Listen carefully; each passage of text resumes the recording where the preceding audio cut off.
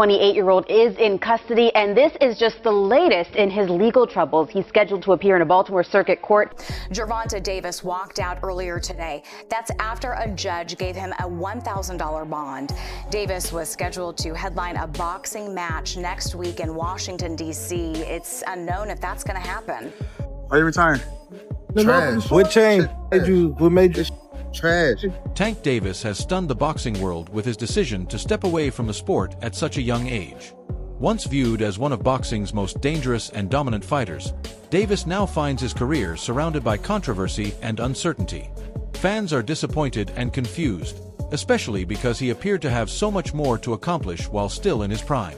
His retirement announcement has left supporters asking why he would walk away now and whether this truly marks the end of his boxing journey. 25 is after next year. I'm out of it. After our second fight. You're out of it? Yeah. Care to elaborate on that? Out of the sport. After our second fight. Nah, no, I'm gonna win, bro. Nah, I could tell you my fights. Gervonta "Tank" Davis began his professional boxing career on February 22, 2013, when he was just 18 years old. Making his debut against Desi Williams at the D.C. Armory in Washington, D.C., Davis wasted no time making an impression, stopping Williams by first-round knockout. That explosive opening performance immediately showed boxing fans that a young and highly promising talent had arrived on the professional scene. Do it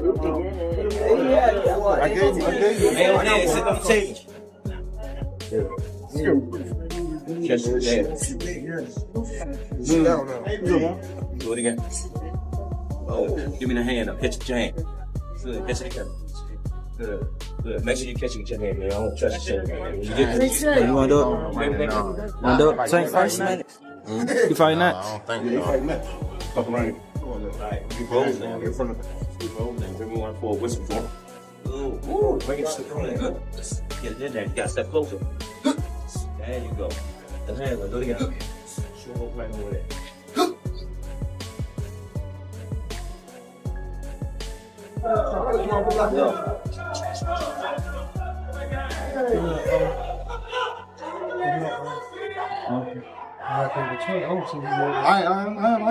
Give boxing his full attention, Davis made the difficult choice to leave school and focus on building his career.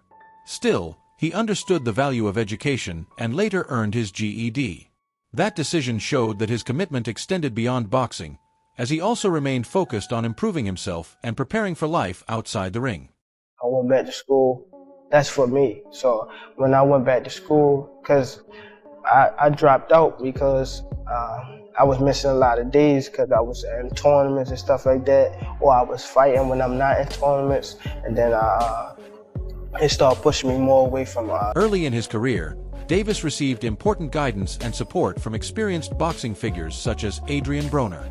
Broner's connections and standing in the boxing world helped open doors for Davis, giving him greater exposure and opportunities to build his reputation. That early support played a key role in helping the young fighter gain attention and establish himself in the highly competitive professional boxing scene. Brother, and I see something, I'm gonna call and check up on you, see if everything right, or if it ain't right and I feel like you should be over here, I'm gonna let you know. And that's just all it was. That's my baby brother, you know, he called and shit, that's what it was, and now we here. Is y'all relationship the same in that way? Like, cause Calvin said that yesterday too, he was like that, there was a point where he was like, when Tank first got around you, yeah, he didn't want to leave. He was like, we had to track Tank down, like, yo, where the fuck is he? Why he don't want to come back? Is it still that same type of energy like with y'all? Hell yeah. Cause you know, I'm just saying, like, now that Tank is like the face of boxing, right? So sometimes, you know, when a nigga gets some clout and they get some money, it's like shit change. See, one thing about him, why I respect him so much, because even though he's where he at right now in the sport and in the cash cow of the sport right now, he still look at me as big bro. He still look at me as big bro, and he still respect me as big bro, and our relationship. Another major influence on Davis's career was boxing legend Floyd Mayweather Jr., who took the young fighter under his wing and provided guidance both inside and outside the ring. Their relationship became so close that Davis described Mayweather as a big brother. As a sign of their strong bond, Mayweather even gifted Davis a $60,000 Jeep, reflecting how much he believed in the young fighter and wanted to support his success. I was out eating, so he called me. He always told me he was gonna give me a car and stuff like that, give me a place and all that. But he had a lot going on, and I wasn't rushing him because I knew he had a lot going on. So this particular day, he just called me. I was out eating, so he called me and was like, "I'm about to have someone to pick you up. Just be ready." So I was out eating, so I was like, "Okay, I'm ready now." So they came pick me up. Then he took me to the dealership. So he let me test drive this, and he also let me test drive a Charger. The Charger was too fast, and he was like, everybody at the gym have them. That's true, they do. Yeah, he was like, we want to get you something different. So. Well, you're from Baltimore. You need a Jeep on the streets of Baltimore. Yeah. I've watched the news. Yeah. What did they say back home when everybody saw the story that Floyd Mayweather bought you a very expensive car? Not only that he bought me an expensive car, he took me in. Took you interest in you and your career, yeah? Yeah, as a fighter, also as Floyd old enough to be my son, so I wouldn't say a big brother. So he like a father figure and stuff like that. He took me in, and he been treating me good since I knew him.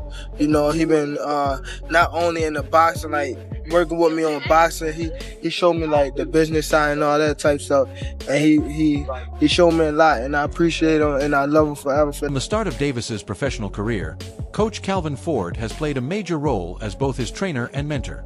Ford's steady guidance, experience, and coaching have helped shape Davis into the powerful and skilled fighter he is today. Their long-standing partnership also shows how trust, loyalty, and consistency can play a major part in building lasting success in boxing. Well-being as well as your boxing progress, who you have been invested with from the outset. Tank has been with Coach Calvin Ford since he was, I think 8 or 9, which is crazy. And the relationship that those two have is an enormous factor. Tank trusts Coach Calvin to give him the right advice, and that has been proven to be a good position, a good place to put your trust, because as of yet, he hasn't given any bad advice. He's very calm in the corner. He knows when to tell Tank to turn it up.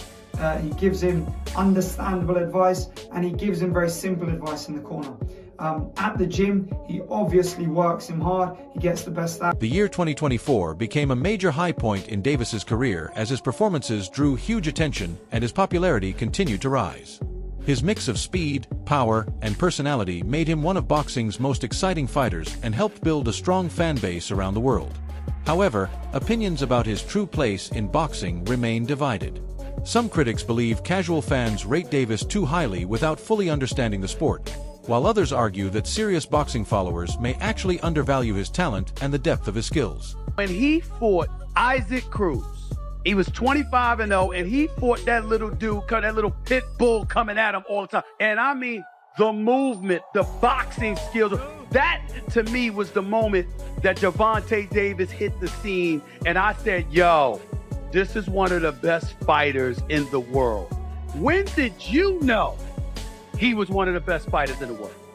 Like right even there. In the fight, I knew that I had him. I mean, everybody knew. No, but people didn't know, like, he actually can hit, like, when his punches was, like hard. You felt it? Yes. Was he the strongest punch you think you ever felt? Facts. Really? Yeah. One major criticism of Davis's career is the level of opposition he has faced. Some analysts believe his promotional team has carefully matched him with opponents who suit his style, keeping him away from the toughest challenges. They argue that if Davis wants to strengthen his legacy, he needs to take on elite champions from other divisions, especially at 135 and 140 pounds. Facing the best fighters in those weight classes would give him the opportunity to prove his ability against the highest level of competition. Hey guys, Adriana Jimenez joined here with two-time and current WBA super featherweight champion Gervonta Tank Davis. Gervonta, just a couple days away from headlining your first U.S. base card against Hugo Ruiz, originally against Abner Mares, who we wish a speedy recovery. How excited are you to get inside the ring and give us a great show? I'm very excited, just to be back, just to be back in the ring, give my fans a great show, even the fans all over a great show that's turning in on Showtime. I believe that I will have a great performance. You know, I don't think I have a lot of ring rush, but hopefully Hugo can come in, you know, living up to his word, and I live up to my word, and we give on a great show. We know that Hugo's been pretty vocal saying that he wants that knockout, that he wants to knock you out. But we know that you're very confident in what you bring. What kind of fight can we expect? Action-packed fight. You know, off of what he's saying. You know, he's saying that he coming in to knock me out, so he have to bring action. You know, to do that. So I'm ready. Training camp been going great. Davis's interactions with fans and the media have also attracted criticism. His energetic and sometimes controversial comments about other fighters and their bouts have led some observers to accuse him of showing what they describe as fanboy behavior.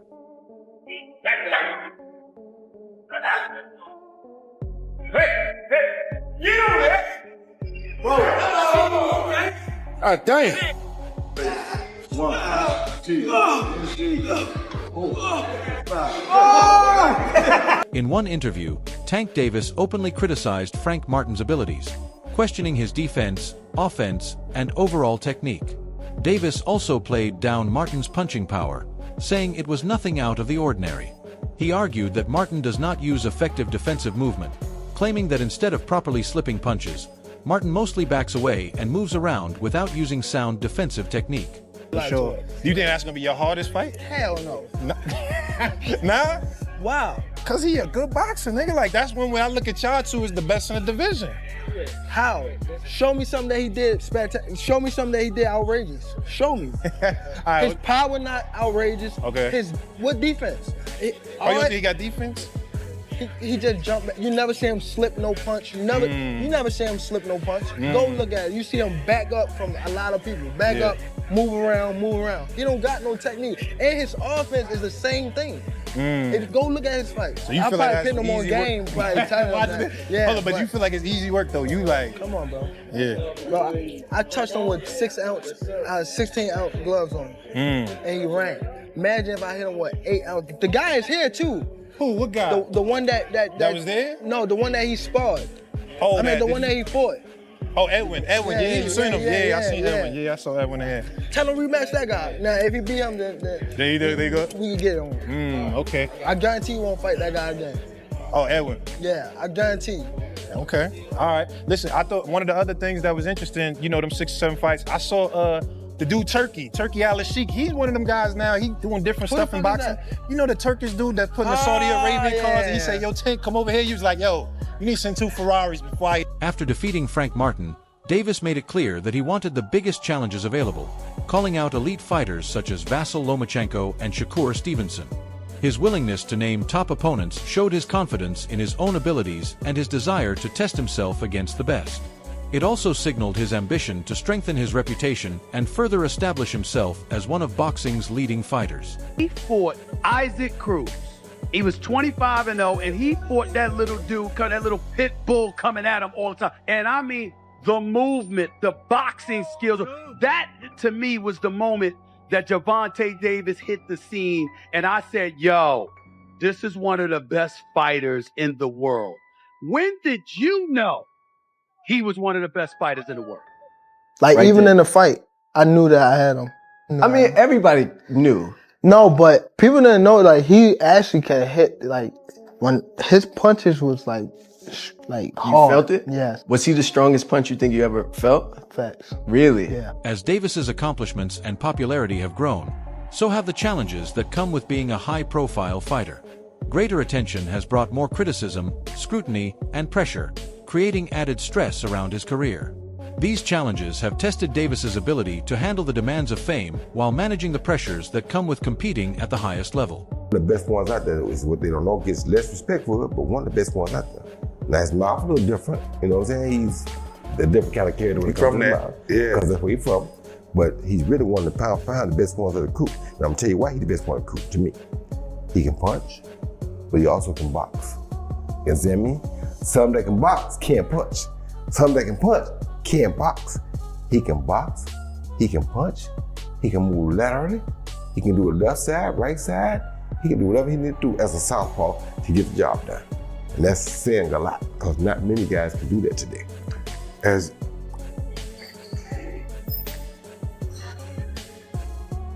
You're gonna have some music on that bit, ain't it? Retirement was not originally part of Davis's plans, but a series of personal and professional challenges gradually changed his outlook.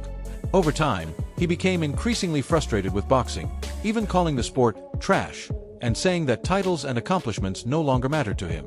That change in attitude has raised the possibility that Davis could leave the ring much earlier than anyone expected. why you retiring? Trash. What changed?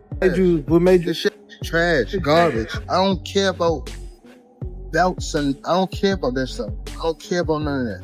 That's why I don't want boxing more. When you start losing your love for boxing, what happened? I want to do therapy, right? It will lose the fire that I have inside me. But Pressure of fame and constant public attention has taken a toll on Davis, who has become more outspoken about wanting to retire. He has stressed the need to slow down, relax, and seek therapy while he is still relatively young. Davis appears to recognize that protecting his mental well-being may require him to step away from boxing, even if that means leaving behind a sport that once meant so much to him. Everyone to see, on whether it's on social media, whether it's comments that are being made by both men.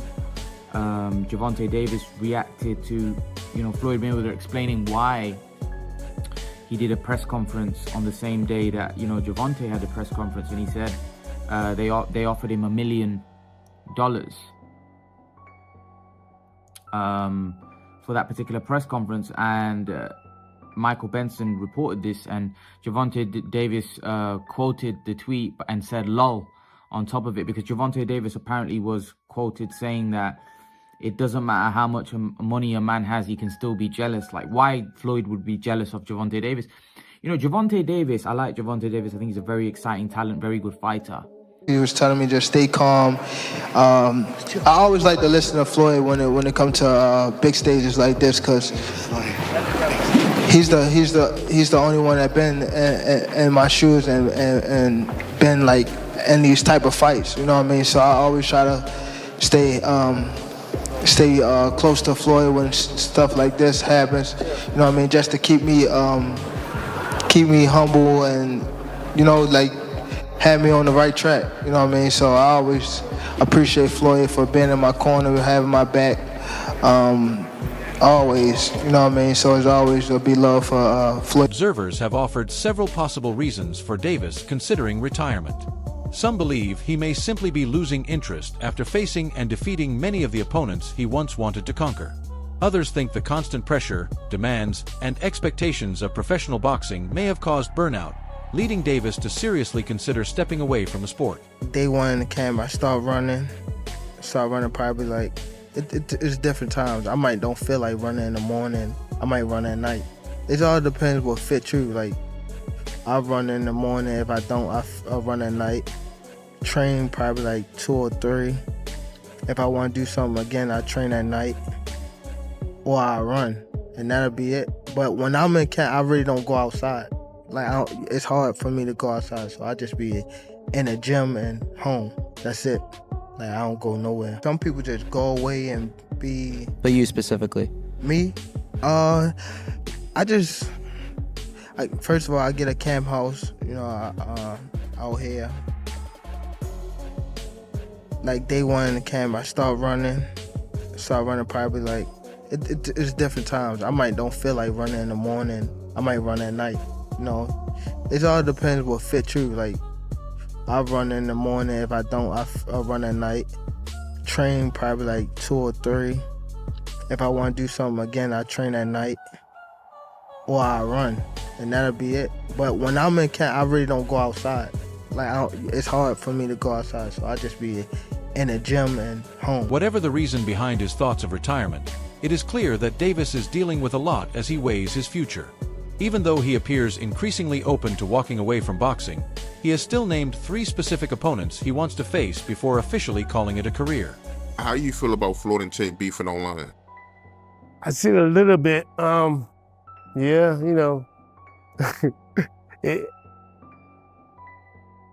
I like both guys, so it's like, I know Gervonta has his issues with Floyd, and You know, Floyd has a big ego where he wants to, you know, be the man on top, and Gervonta's trying to get on top, but it seemed like he has to get from under Floyd because Floyd's a big man.